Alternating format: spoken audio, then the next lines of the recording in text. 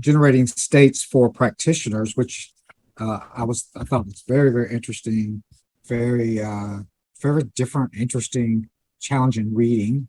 And so I've been doing this for 40 years. I've not yet heard about the need for practitioners to generate states. Why should practitioners be generating states? Well, because practitioners are the first one that need to generate a state, not only because in a client-practitioner relationship, that is a process called transference, there's also a process of contagion. And if for no other purpose, you don't want to go into contagion to get your client's negative state all over you, which a lot of practitioners do. It's unfortunately, it's a side effect of our job, but effortlessly generating states for your clients begin with mastering generating state for yourself, having a clear discernment over the similarities and differences, over the flavor. There's flavor gradients, percentages, so to speak, between various states of being. A state of being is not just a state of mind, as most people are inclined to believe, because not a lot of people know about mindfulness. A lot of people don't practice mindfulness. So here is the future of mindfulness and FeelFulness. But a state of being comes with gradients, with different flavors. Oftentimes we call them moods, but a state of being, it's much more than just a mood. A state of being, you can shift, you can choose to shift into a particular state.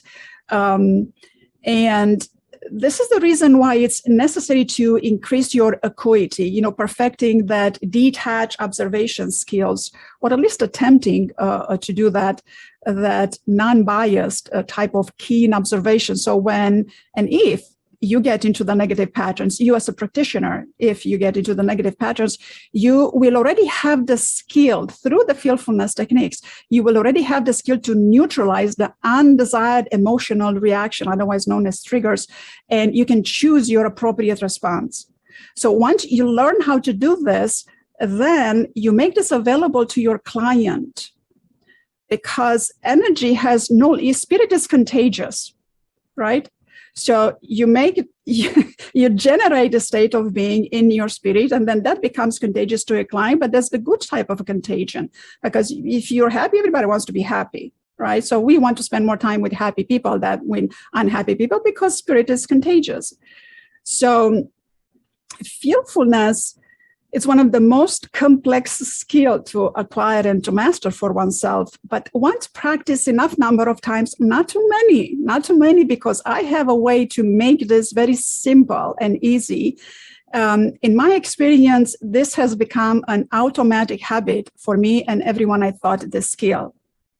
You learn, after a little bit of practice, you learn how to shift a state like this. Just like, okay, I'm not going to think left, I'm going to think right. Then you go, well, I'm not going to feel this way, I'm going to feel this way.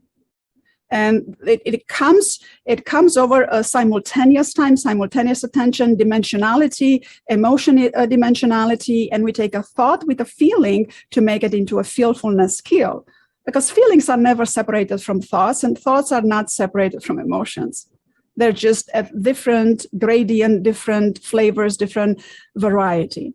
So this FeelFulness skills, once mastered, you can generate a state that can be made available or transferred, so to speak, to your client or to your audience, colleagues, family, or group of people.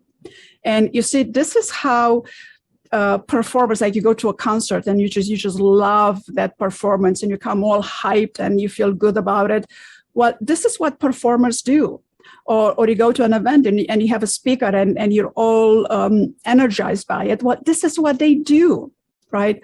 But a lot of them have a talent to it. A lot of them have a knack to it. And some of them don't. And the thing is that if you don't feel quite good physically, biologically, you don't feel quite good, you're not going to be able to generate that state as good as a performer or as a presenter and this hinders the things that you have to do, because we cannot be confined by just not feeling perfectly biologically. And we've learned that by now, right? Well, you have a virus, you do the best you can, but keep on doing it, right? So here are these techniques that are going to teach you how to generate that state where you're there performing and where you are there to transfer the state to a client or to an audience, to a group or individual, one by one, or to a group, even though you don't feel good, even though there might be some triggers, stay away from triggers, even though you don't feel perfectly fine physically because you might be running a cold, or, who knows, you might just be tired. Or maybe you're just going through experiencing some loss that you don't feel like smiling 100%. All of these are normal states of being, and they don't limit your performance. They don't limit your giving. And I found ways that are quick, they're rather playful ways, but they're playful. And when I'm teaching these techniques, I have you go through the techniques several times, because I want this to register into your muscle memory, neuroplasticity. So we practice this a few times, and then it registers into your autopilot, and then all of a sudden you're just gonna know, and you're gonna forget what you knew how to do that from.